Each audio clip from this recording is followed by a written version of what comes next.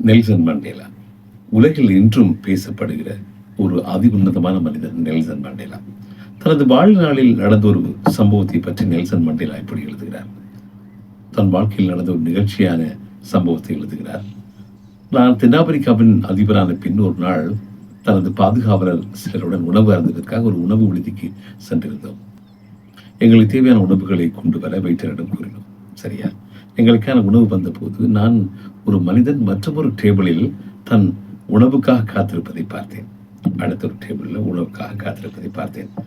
நான் அருகில் இருந்தவரிடம் அந்த மனிதனையும் நம்முடன் சேர்த்து உணவருந்து வருமாறு அழைக்க கூறினேன்.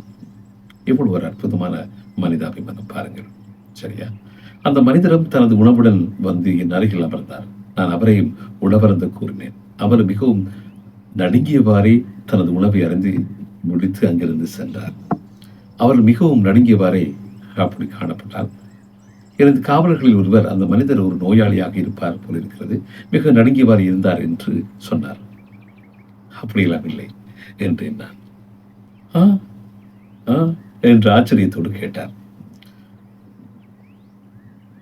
நான் அடைக்கப்பட்டிருந்த சிறையில் ஒரு காடாக அந்த மனிதர் இருந்தார்.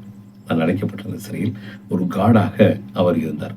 அப்போது நான் எனக்கு சிறிது தண்ணீர் வேண்டும் என பலமுறை கத்தியிருந்தேன். அப்போதெல்லாம் அந்த மனிதன் வந்து என் தலை மீது சிறுநீர் கழித்திருக்கிறார். அப்போதெல்லாம் இந்த மனிதர் வந்து என் தலை மீது சிறுநீர் கழித்து விட்டு போவார். அதனால் தான் அவர் என்னை பார்த்தவுடன் பயந்து நடுங்கினார். அதனால் தான் அவர் என்னை பார்த்ததும் பயந்து நடுங்கினார். குறைந்தபட்சம் அவர் என் மீது செய்த செயலை போல நான் அவரிடம் செய்வேன் அல்லது சிறையில் அடைத்து சித்திரவதை செய்வேன் என்று அவர் என்னை எதிர்பார்த்திருப்பார் போல தெரிகிறது. ஏனென்றால் நான் தற்பொழுது தென்னாப்பிரிக்காவின் அதிபராக இருக்கிறேன்.